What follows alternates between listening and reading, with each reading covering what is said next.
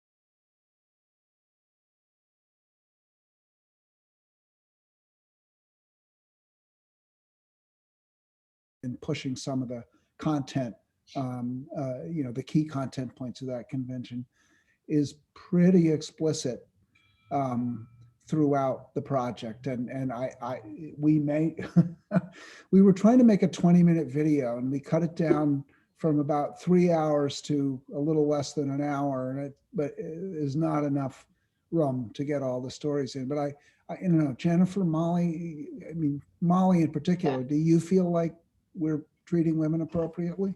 I do. In fact, one of the things I wanted to comment on, well, first, thank you, Cody, for pointing out those. Those are really the types of things that we want to be asked to make sure that we are thinking about them. So, well, we're going to tell you that we have thought about them. It's those types of comments that we want to hear, because perhaps there's a group that comes up or a topic that comes up that we have honestly not addressed in our plans. But we are really looking to make sure throughout the gallery, this gallery, the Russell Gallery, and our changing exhibit gallery, that we're addressing the stories of all Montanans, women, children, Chinese, African Americans. Our tribal stakeholders group, which Major is overseeing, is making sure that we're telling the story of the tribal nations, for example, throughout the entire gallery. So what we don't want to do really is call out a section for women's history or a section for African American history, but we want to ensure that the visitor understands that all of those groups have been present at different times and in different capacities throughout Montana history. But with that said, those are exactly the type of comments that we're looking for within the gallery itself. So I appreciate that. Okay. Yeah, that's great. And I actually remember that. Now I remember that document, which I did read several months ago, but I didn't revisit before this. But no, you couldn't have read it because it's brand new. It came out 2 weeks ago. Did we, Jennifer, James? I think it got posted. Yeah, it's actually, I think, Cody, if you look, I think there might be a button, a link to it in the invite. Okay. You can't read it now. Don't worry about it, but read it and let's talk. Yeah. The other thing, I think in the presentation, there was mention of, attracting tourists. And I was thinking, one of the things that I think often gets lost in the history of the West, and I'm thinking specifically kind of mining towns in Butte, but also ranching, is the influence of,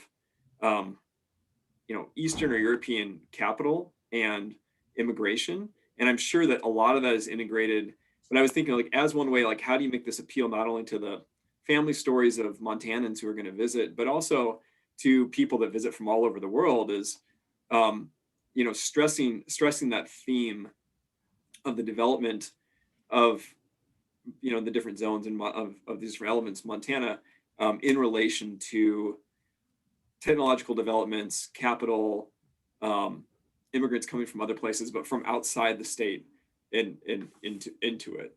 And that's probably something else you guys have already thought about, but I thought that might be one that's a really interesting thing for people visiting to see, like, oh, this artifact comes from where I'm from, right? And I think here in Helena, we see Tiffany stained glass windows, and they're from New York, and it's like, how did that get here, right? Yeah. And then, well, Molly touched on that a moment ago, and I'll just say that I think there are two important themes embedded in that question. One is the arrival and the presence and the impact and the importance of people from different cultures in making the polyglot culture that has become Montana, right? That's one really important thing. And that frankly is as true of our American Indian citizens as it is true of our Euro-American citizens, because they're American Indians coming from other parts of the country, especially during the creation of the reservations. But the other piece there is the importance of non-Montana capital and demand on Montana resources. So we start out talking about that with beaver hats, felt hats, and the effect of that on the local economy and industry. all the way through gold, all the way through copper, all the way through coal. And the relationship between a state which is resource dependent and the demand for those resources outside the state is a fundamental theme in the project. And tourism, really interesting you bring that up. In the very first zone, the Making Montana zone, we have a sheep herder's wagon, we have a TP liner, we have an array of footwear that speaks to the idea of moving through the land. But we have a section devoted to really the invention of tourism in the state. Right now, we've been thinking about using the Haynes photographs of Yellowstone. We're probably going to shift to a glacier focus, but the natural resources of the state are not just coal and gold and beaver pelts. They're the wild and scenic landscapes, which, right now are as important in many ways as taking ore out of the soil.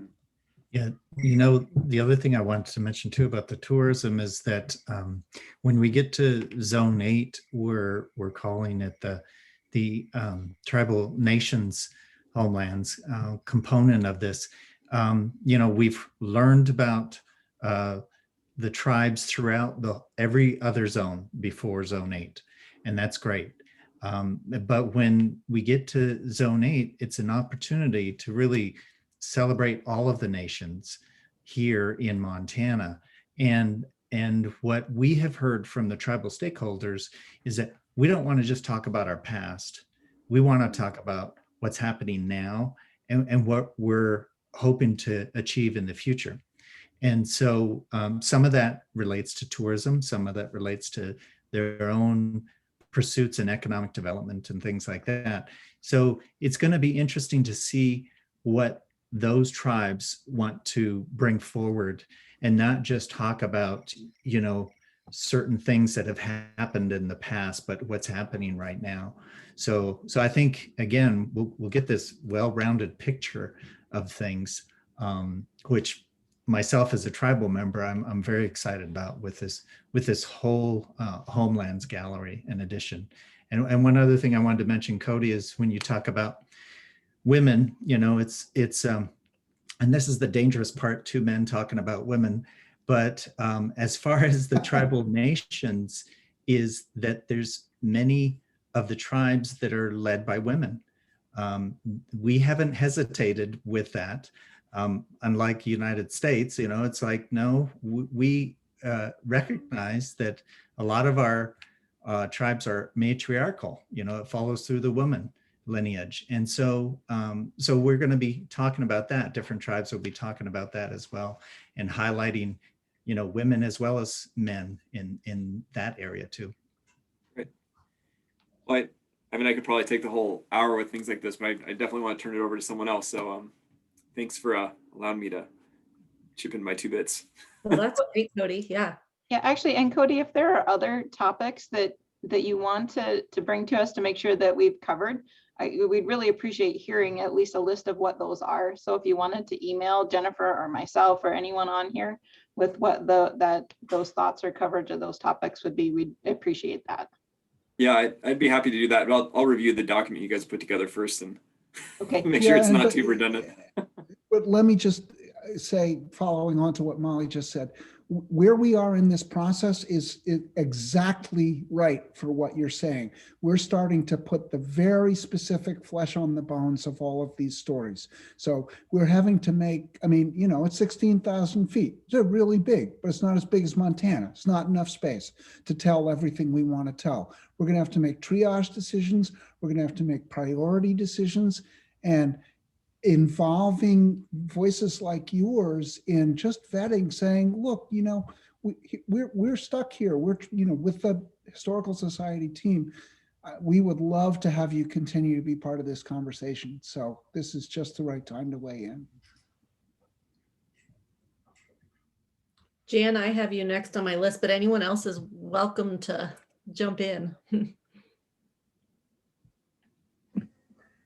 So I don't have a highly educated background when it comes to historical preservation or museums. So I tend to look at everything more from a visitor perspective.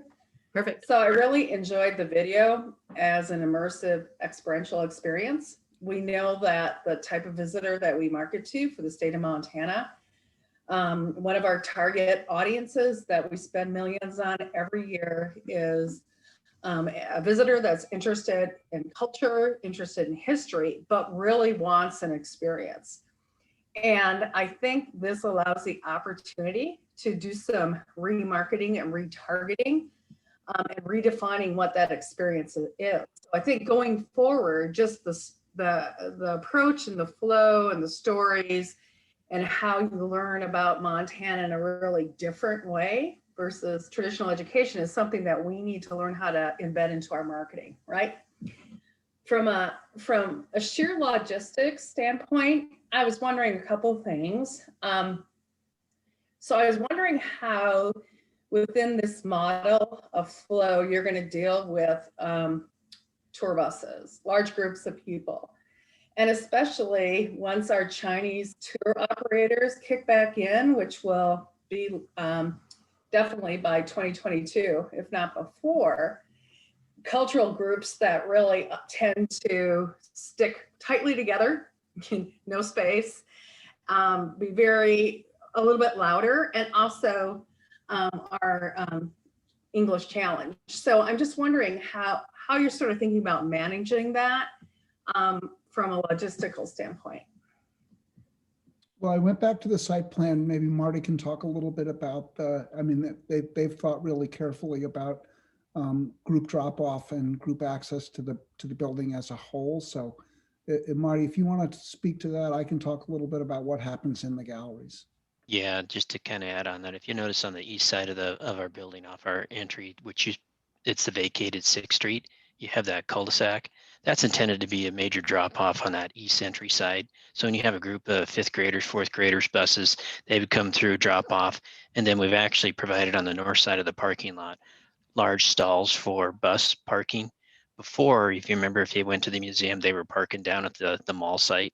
So we've made reasonable accommodations for that.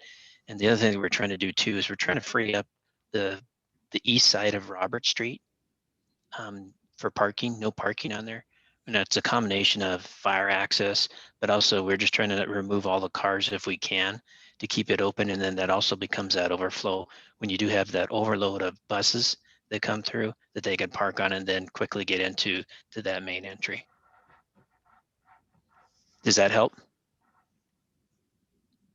You're muted, Jan, there. You're good. Yeah. So I see that from the outside. What about from the inside? Hey, Tabor, can I just mention a couple of things before we Of move course. to the gallery? So, sure, that's helpful. Actually, would you go to the image of the commons, the inside? Oh, actually, that one's better. Go back, Tabor, sorry. That's Perfect. fine. So one of the things we've talked a lot about, Jan, is this kind of where you see the west entry and the east entry plazas, that commons area will be a wide open space. And that's a place where we can greet large tour groups and kind of group them together and provide a space where we can orient a tour guide with them to help them make their way through the building and the galleries. You know, the language issue is probably another issue we need to figure out. We really haven't done much of that with non-English speaking tours, but that's certainly something we should work on. And I'd love to talk with you more about where we could market the Heritage Center and what groups we might need to really focus on doing that with. So I just wanted to point out that commons area, and Main Street's provided a lot of great ideas for some wayfinding signage that will help guide groups in certain directions. But we've deliberately made that commons area so that the cafe, the gift shop, the seating area for those who don't want to be in galleries is all in that one central area that's very accessible to both of our drop-off points.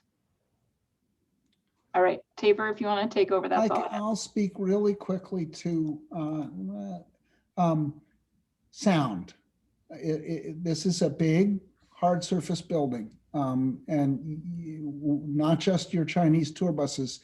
2 school buses from 50 miles away will make equally as much noise. So we're going to stuff the ceilings full of sound absorbing material, and Cushing Terrell is working with an acoustical consultant to help mitigate the sound problem in the public spaces, as Molly just described. So you can see these wood slatted ceilings, there's space above them. There will be acoustical damping in those spaces, and the same thing will extend all the way through the gallery. Now, does that mean that on Mother's Day it's going to be quiet as a pin dropping in there? No, it doesn't. It's going to be noisy. But we hope it will be a joyous noise and a noise of people having fun. To the specific question about multilingual interpretation, we, as you might imagine, wrestle with this all the time. Often it's bilingual, French, English, Spanish, English, in particular communities, but we just finished a pretty substantial project in Houston, and there were 12 major language groups that we were trying to accommodate. What we have, especially nowadays, we're increasingly inclined to use personal digital devices to provide that translation. You can go into much greater depth, whether it's a text screen or an oral translation. Once you've got the database figured out, it's relatively easy to update it if an exhibit changes. And for the user, they're all coming with cell phones now. The building will be fully Wi-Fi capable. So the easiest way to provide full access to people with different languages, not just Chinese, German, French, Spanish, is to work through a digital system. I agree with that, especially if you have the option for multiple applications. So, you know, the standard application in the US is far different than WeChat, for example, that's used in China for the same thing. So great. Thank you very much. Janet, you're kind of just down the line here, but we can also let Tosh jump in. Oh, your audio may not be working, Janet. We're not hearing you. No, she's muted. There she is. Yeah, I can jump in whenever you're ready. I was just consolidating my thoughts. Yeah, go for it. We'd love to hear your thoughts. Okay, so as you know, I'm on the faculty at MSU in the history department, and I am a Montanan. My family's from Montana, and I went to Carroll College, as did Cody. I'm speaking from more the educator and the scholar's perspective on this. So I have to say that some of the things in this I really like. I really like the continuous narrative thread of American Indian peoples throughout. I thought that was really effective. I like how you have the different galleries that come off a central spine. And so I think this is really, really interesting, and I'm really proud of Montana and the Historical Society for doing this. So speaking from more of a scholar's point of view, I teach public history and preservation is my field, but I also teach museum history. And so that's sort of my perspective I'm coming from here. And when I look at a museum exhibit, I'm looking for, both as an educator, but also for my students or young people that I want to be influenced by the exhibit. What I'm really looking for in many ways is something provocative and something that shows that there's narrative themes that have been thought of that build on the latest scholarship. And I think that's really important because these are long-term exhibits, and I think they should reflect how we are viewing history more contemporarily than in the past. So it wasn't exactly clear in the video. And then I had to look fairly quickly through the model. I haven't looked at the report yet. I didn't realize it was there, but it wasn't clear to me exactly what some of the interpretive narrative threads based on scholarship were. And so some of the things that I was interested in are, first of all, environmental history, which is, of course, one of the most dynamic fields in the historical profession right now. And instead of just a relationship of people with the land, it is showing in many cases that the land itself shapes the history. And so it seems to me that you've got this good theme of people in the land, but it could be also subverted a bit so that we show that the interaction of the interpretive trail outside the landscape is affecting the history, in some cases even determining it within the various regions in it. Another thing that I wondered about is the interpretation seems to me that it follows a fairly conventional narrative, and and this may not be true, but it seems to maybe bypass some of the more controversial and more conflictual parts of Montana history, which are really interesting for someone to see inside the exhibit. So for instance, I'm quite influenced by Amy Lonetree's book on decolonizing museums, probably what Major knows inside and out. But she's telling us we need to kind of face the hard parts of history.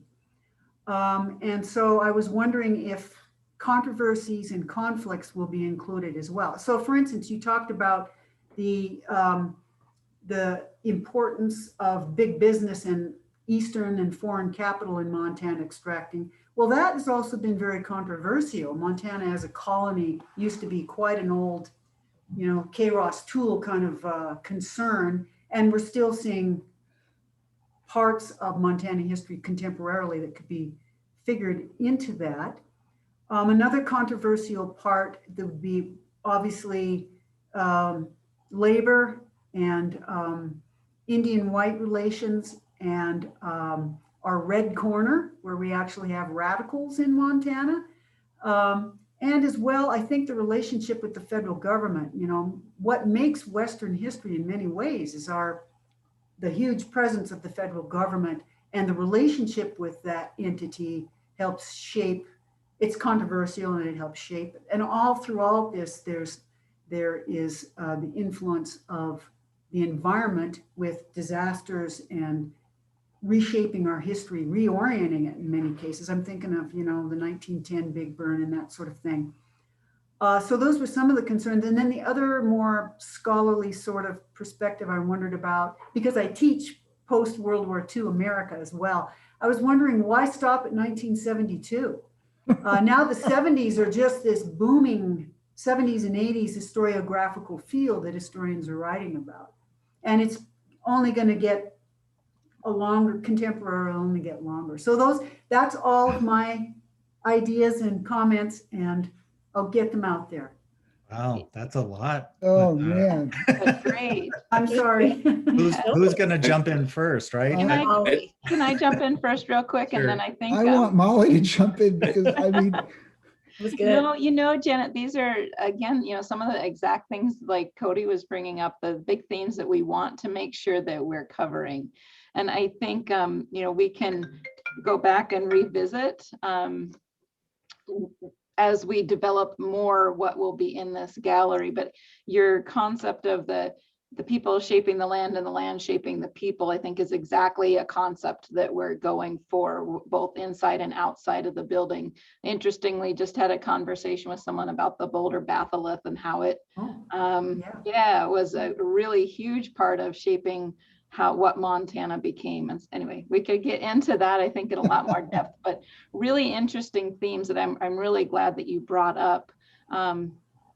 And I kind of got off, I lost my train of thought at that, but I'd like maybe Tabor, if you could talk about the last zone, what is it, 9 now? And we really aren't stopping at 1972. That's kind of where we're stopping before we talk about contemporary Native American in the tribal zone that Major's been featuring.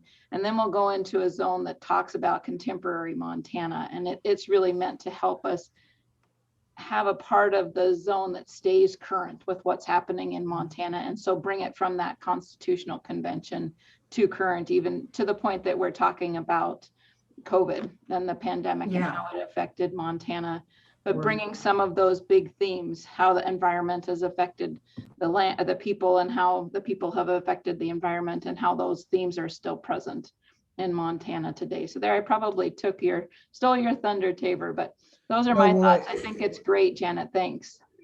we're in a more perfect universe. Cody and Janet and I could go down the street for a couple of beers and do this for about 5 hours, but probably not reasonable to try to do that on Zoom. So Janet, let me answer in as quickly as I can. The first thing I want to say, and I hope Molly will agree, is that as you ran down your list of things that you wanted, that you were concerned needed to be touched on in the exhibition in Homeland, I was sort of running a mental checklist, and literally the specifics that you mentioned are all things that will be specific exhibits, specific topics within the exhibition. So that relieved me. We're covering that ground, I think. When I talked about the influence of foreign capital on Montana, I was very careful not to frame it as good or bad. The influence of foreign capital on Montana is an influence, and we will certainly look at both sides of that influence and both sides of the impact. We will be looking at, and I say this in a broad brush way, but a really fundamental part of the history of the state is the changing definition of resource extraction. So from beaver pelts to coal strip, we are looking at the demand for resources and how that shaped people and shaped the land. And that's inherently controversial. You know, the 72 Constitution, to go to your question about why we're stopping in 72, there were a couple of really amazing things in there.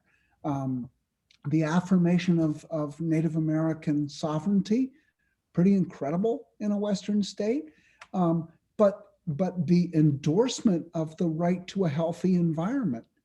I mean, not that it's completely been realized, but that as a statutory commitment in a Western state, pretty amazing. So we chose to end the chronology in 1972 because we had to stop somewhere. And I will say that this has been a topic of lively discussion between the interpretive design team and the Historical Society staff team. We believe at Main Street that history is about 3 minutes old right now. That history is still going on. History isn't over. History is not sepia toned or daguerreotypes. That our masks and our gloves and our lining up for our COVID vaccines will be a story that gets told a year from now and 100 years from now. So we would like history to run right up to now. There are practical limitations of space. There are practical limitations of budget and staffing that we have to be mindful of. And what we don't want to do as designers is saddle our client with something they can't maintain. So we had to pick some moment to say, we'll stop the chronology, and from here on, we're going to have rotating, as Molly said, present tense exhibitry. And 72 seemed like a good place because of the Constitution. It's completely arbitrary. At one point, it was the end of the Second World War. But that would have been pretty early. I'm thinking I couldn't agree with you more. Yeah. Some of us fought pretty Especially hard. since the 70s, so much has happened here. I'm thinking of the deindustrialization of Butte and all our other industrial sites, which help explain a lot of our contemporary. That's Sure, why so- I'm interested in it I further on. think it's critically important. So the notion of this, what we call Zone 9, is living history. It's this, if I can make my cursor work, it's in this area here. As you're moving back down the spine, past the chronology, we go back and look at the core themes. Culture and economics and education and resource extraction. And we're going to try to look at them through personal stories. We say present tense, but it could be, again, anywhere in that period from yesterday to the late 1970s. And one of the things that Molly has done, I'm going to, give her a shout out here with the Research Center before she probably wants to go back to the Research Center now. But one of the things that Molly has done is built an extraordinary arsenal of material in the Resource Center that we can use to tell those stories in a powerful, personal, and as you said, Janet, about your students, engaging way. I mean, I think that's a resource we're going to tap into in the new museum. You know, I also, oh, go ahead, Major. yeah, I just wanted to mention a couple things, and I really applaud your questions. Thank you, because it's exactly how we've been looking at this, and that's why I've enjoyed working on this, because the Montana Historical Society and the design team from the very beginning were unflinching about addressing controversy. And I'll just speak about, American Indian tribes as an example, is that I understand what you're talking about, decolonizing museums, because I really see this as the next step of doing that, because and Montana really is on the cutting edge that way with this museum.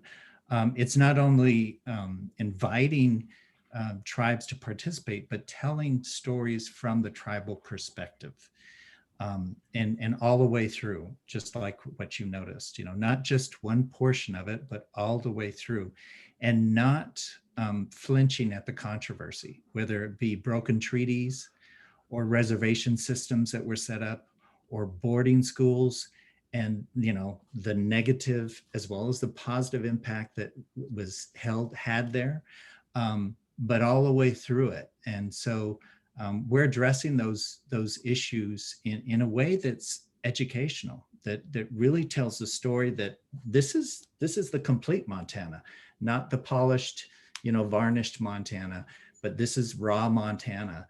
And so that's what I really like about this, and inviting those tribal representatives from each of the tribes to have that voice in this.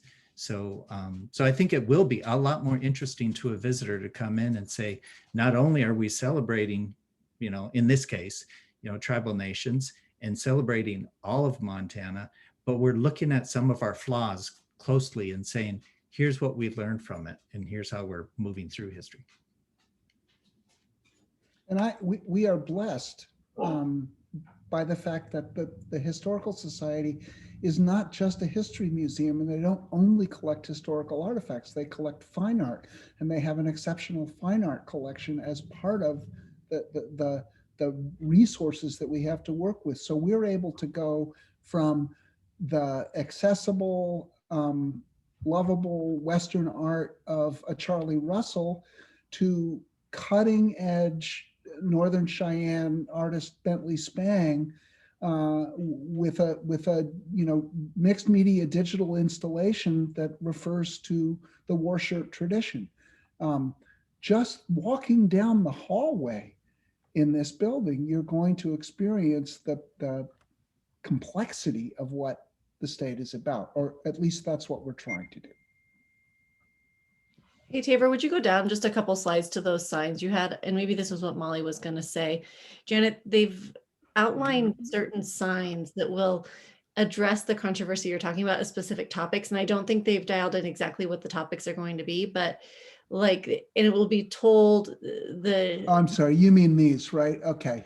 Yeah, and I'm not exactly sure which, but let's just say wolves, for instance.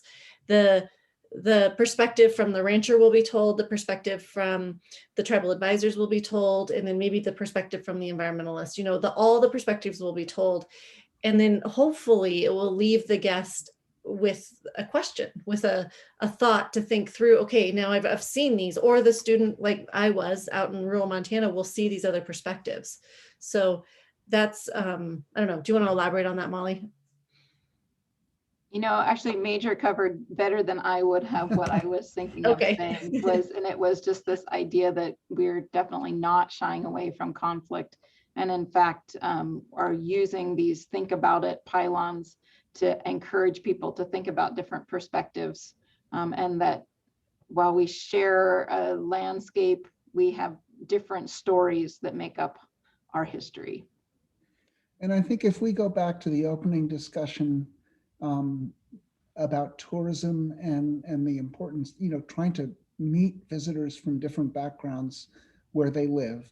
I would like both our tourist visitors and our fourth generation Montanans to come away from this experience thinking, wow, that's richer and more complex than I thought it was.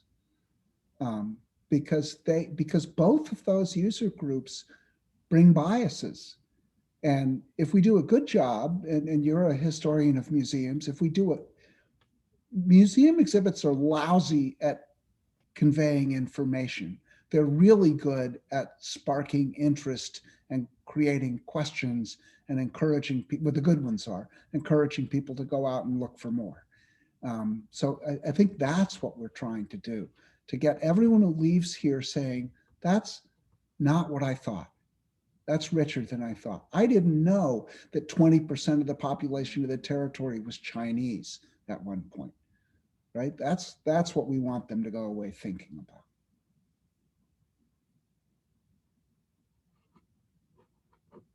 Tosh hasn't told us anything yet. That's right. Tosh's turn. Well, thanks all.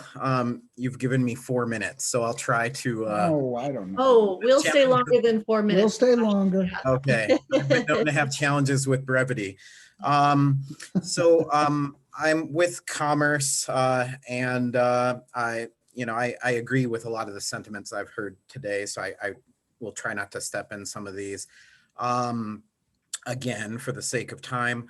I'm a trained historian. For those of you who don't know, I'm also a trained public historian.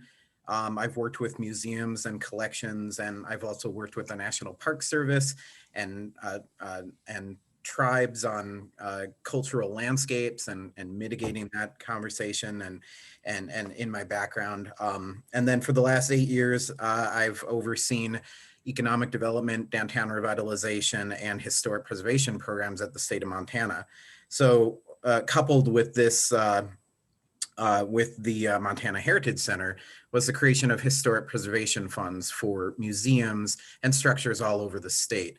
This is a game changer for our rural museums all across the state. So I really look at this, what we're doing today in this project is really setting the standard and a shining example to all of these rural museums. And not only in trying to achieve the same across the state, but also having the resources at hand to actually implement those over time. And so I really do see this as a significant opportunity in this state of developing and crafting wider Montana heritage tourism.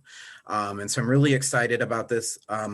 Overall, I really like what I see. That's been said already too by folks, but I'm excited for our state. I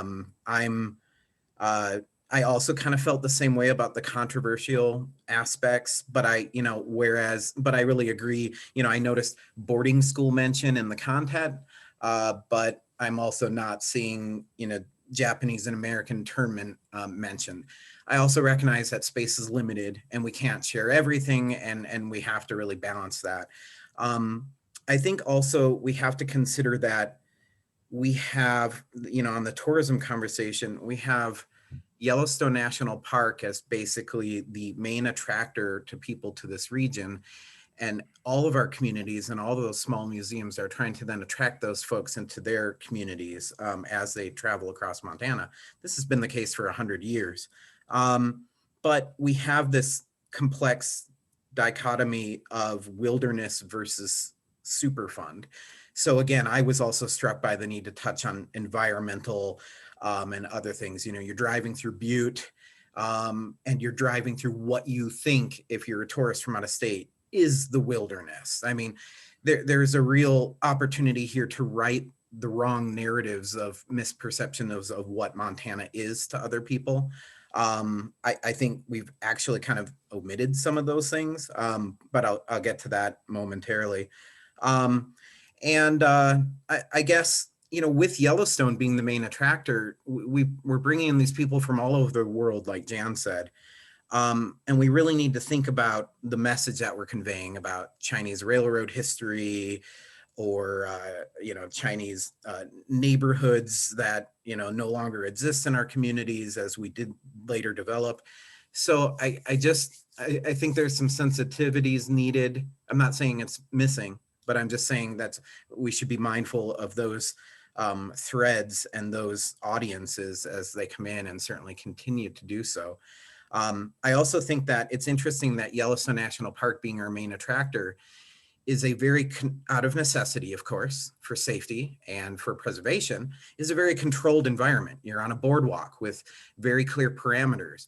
You're not allowed to touch things. You're not allowed to get off the path. It's all very curated for you since, you know, the days of Mission 66. It's largely been the same. The problem with that is that folks, as we see, are stepping off the path, so to speak, you know, with tragic results, of course. But those folks are then getting into the cars and driving through Montana. There's an opportunity for hands-on history here, and hands-on hot springs, and all the things that you can't necessarily do in Yellowstone. And so, again, it makes me think of you know, how that visitor is going to, you know, not only move through these exhibits, but through our state. From a less interpretive standpoint and more functional, one of the things I'm most excited about is this timeline corridor, not only because I think it helps us set the stage, and I think there's some real interpretive opportunities there, but it also allows for a beeline to the bathroom with my children when halfway through the exhibit, we need to get back out. And so I've navigated that old exhibit for so many years for exactly that reason. As a parent, I appreciate that. I think it's important, and it allows you to leave and then easily come back and continue. And you're, as a parent, you're not discouraged to then have to go through everything once again. You can pick up where you were, meaning it's more accessible to the parent and more usable. And I think that translates to better visitation. I guess I'm wondering, you know, is there space, you know, so I'm going to talk about a lot of space related things here. And I know that your precious geography is limited unless Molly determines that she wants to build a bigger museum, which I'm all for. But I think that, you know, is there an opportunity for that space for children's interaction throughout the exhibits and not just at the end? Is there kind of... absolutely. No, Okay. the content will be provided to all ages throughout the gallery. The only difference is that the Young Montana space is deliberately for our youngest guests. And frankly, you know, as a parent, you can appreciate this too. It's a place where you can let them go and let them romp and burn off steam and not have to worry about them, you know, yanking the elk-tooth dress off of the plinth. Excellent. That is a sincere worry. And then also, you know, we were talking about sound and oral histories. I just want to make sure that, you know, as you're navigating the exhibits there, you are not only seeing and touching, but you're also hearing, you're hearing voices, you're hearing, okay, I see nods, so that's good. And then I guess my thinking too is, and maybe this is in the design, so I'm floating this question, not because I didn't see it, but I just didn't encounter it.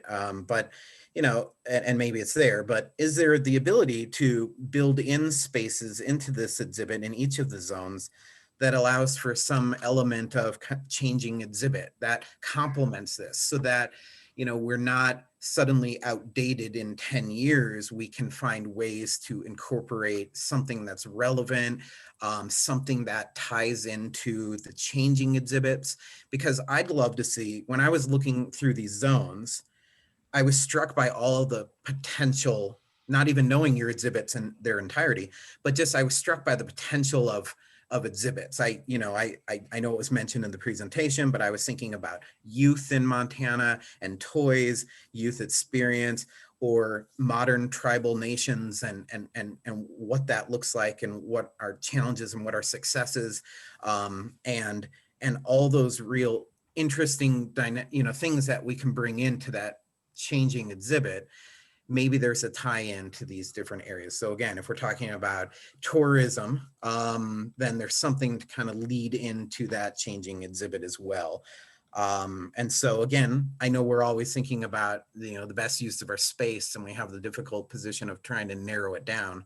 But I'm also wondering if there's flexibility there to try to bring something in. And, and I understand that's interpretation and that's changing, and that's an issue of capacity as well. But I think there's a real opportunity long-term so that we don't feel dated at some point down. We can refresh this. I mean, for the most part, we have it, but there's elements of it, like a 10% or a 5% rule to adjust as necessary. And then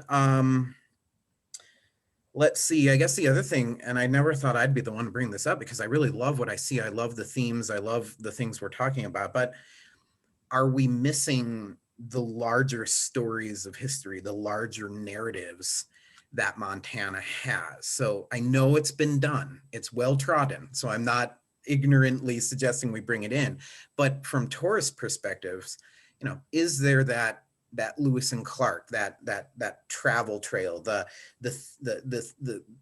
narratives of history that they know, they're familiar with, and they're kind of expecting to see as an audience? I love the pushing the limits and the controversial and the themes and getting them to think broader. And I think we have it, and I'm really proud of this. So don't for a minute think that I'm saying, hey, let's go back to, some of the stuff that we've been centered on forever, but we don't want to alienate it in the process. And so I guess I don't want to see the Heritage Center lose that narrative to other museums, regionally that might grab onto that. I think that there's a way to not focus on it, but there's a way to kind of hint towards it. So just my takeaways, that's a lot of time, I know, but really appreciate the work that went into this. I'm super excited about this. It's beautiful outside and in. I really love the cool ideas, how it looks, what we're going to be talking about. That's so important to set this example to our kids, to our small museums. I'm really proud. So thank you for all of your work on this. That's great. Tabor, you're ready to go have more beer, aren't you? That's all that did for you. You're like, Tosh and I need to go hang out. Yeah, there's a group here that I wish I was a little closer. And I mean, all of the points that Tosh made are, again, we could spend hours talking about them, and I don't want to push anyone too far past their deadlines here. But suffice it to say that the question of how we build in change to the permanent exhibits is something that we have been wrestling with right from the start. Again, it is an operational challenge, both budget and person power is required to make those changes. I think that there are a couple of ways that we've thought about doing it. It's certainly true that something might, new evidence might emerge that causes us to revisit the historical record in a fundamental way. And that probably requires, pulling out some of the permanent exhibitry and redoing it in 10 or 20 years. Leaving that aside, what we really are trying to build in is the capacity to use more of the collection, both the archival collection and the artifactual collections, and to rotate them in and out. So for example, we have something that we're calling two of a kind, Tosh, which is comparing two objects of the same category from different cultures or time periods. And say, what does this tell us? Well, what is a tool? What is a toy? What is a musical instrument from different cultures and different time periods? Well, those could change as often as Molly has enough staff time to keep them changing. And they have the complete capacity in-house at the Historical Society to do new labels, to reinstall those cases so that that's a constantly changing component. We will have study drawers of collections objects that can almost literally be switched out with drawers that are in storage so that there will be new things to see when you're there. What I don't think we're going to have the capacity to do is incorporate significant, if you will, changing exhibits within the permanent exhibitry of the Homeland Gallery. That will happen in the changing exhibit galleries. It will happen in the rotating collections displays in the commons. But I just don't, Molly, tell me if I'm wrong. I just don't see the Historical Society having the wherewithal or us having the space to literally tear down and rebuild 25% of the Homeland Gallery on a regular basis. I just echo, I think Tabor is going to hit the nail on the head with what we're thinking there. It's I completely understand where you're coming from, Tosh, and we've certainly heard the concern from others as well. But I think our opportunity to tie in with, say, so that our changing gallery will be able to be up to 3 separate galleries. So 1 large gallery or 3 separate, or so 1 large exhibition or 3 separate smaller exhibitions. And I think there's opportunities not really shown on this schematic, but throughout the commons and in front of the research center and Russell galleries, there will be some exhibit spaces or display spaces there. And that's where we'll have more opportunities to tie in with what's going on with the changing gallery. As Tabor said, not to say there's not opportunities that we can update some topics here and there. And certainly that final zone will have some opportunities to bring some contemporary issues into it. But it's definitely a concern and how to think about it, because we don't want to be stuck, essentially where we are now. The current Montana Homeland Gallery needs significant updates. And to be honest, that will happen in 20 years when none of us are working here anymore. They'll need to completely redo Homeland again. But I think that's a reality of museum management. Tosh, I worked with a curator years ago, actually in South Dakota, who said, don't call it a permanent exhibit or it will be. Yeah, I guess I by no means don't support ripping up any elements of that for cost and time for sure, and not 25%. I think I was just thinking of, simply stated a display case or 2 that can, for instance, change the light bulb depending. I know that, you've probably got a list of a dozen artifacts that you had to cut from each corner, and that's hard. I just was thinking of something that, allows for that to kind of re-enter the conversation. Yeah, no, that's absolutely in the mix. That we definitely are doing. And I think it bears just noting that, at least in our experience, the thing that really makes long-term exhibitions come alive is the programming. And we're so fortunate that the Historical Society has the capacity and the demonstrated ability to do really good educational programming. So we're not just making an exhibition here, we're making a stage set for any number of new programs moving through time. So the issues that Janet brought up, the issues that you're talking about are all things that I think can be brought to life effectively programmatically, whether it's in-person, person-to-person interpretation, or even with digital devices.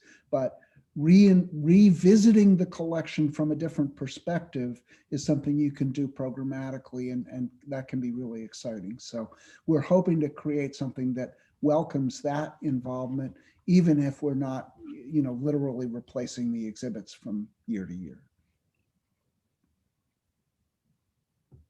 Major, did that spark anything that you wanted to add as well before we wrap up? One thing, and that is, we've talked about this before with other presentations too, Tosh, is that that commons area is really it's a bonus space, really, is what it is, because we plan on having exhibits that are out there too, that the guests immediately start to interact with, and those can be interchangeable out there as well. Again, depending on how Molly's staff and the time and everything, but that idea has been discussed too, how we can utilize that space out front. And already, I mean, we're pulling in some ideas for Molly to consider, down the road, in the changeable galleries that will explore any number of ideas. We're kind of pitching some stuff already to put on the calendar for some year down the road to say, hey, let's really look at this topic and go a little deeper into it. So I think it's got the best of both worlds that way. Thank you all so much for your time today. And I'm sure as we've been talking, you've had more thoughts. So as Molly said, email us, send us your thoughts, and we'd love for this to be an ongoing conversation. Molly, I'll let you wrap things up with the group. You know, I just echo what Jennifer said to start the meeting. We really appreciate your time. I know it took a significant amount of time just to watch the video, but together the really thoughtful comments that you all shared with us today, we really appreciate that. It makes sure that we're thinking the right thoughts as we develop content, but also the layout of the building. I loved your comment, Tosh, about the spine being the easy access to the restrooms, because honestly, that's not as important as content, but we certainly need to think about that as well. You know, how do we get our crowds through the building so that they have an enjoyable experience, while also an educational, entertaining, and engaging experience while they're here. So I just offer my thanks and echo as what Jennifer also said about further comments. So if you keep track of the project and think of other things, either from what we've talked about today or from future postings on the project website or other information you see, please let any of us know. We really do sincerely want to hear what your thoughts are. And if there's others you think that, because I know we didn't reach a lot of folks in the education community, they were probably busy, and so if I think that a meeting of this format is easy for us to do. So Janet, specifically, if you had a group you thought that would be really helpful for us to visit with, like at MSU, I think Molly and we would love to continue talking. So absolutely. Great. And as I explained to people with the design process, like Taver said, this is a good opportunity for that. So the sooner the better, because that window starts to close as far as the impact to what we're doing. Yeah. All right. Thank you, everyone. Thanks for your time. Thank you, everybody. Thank you. Thank you.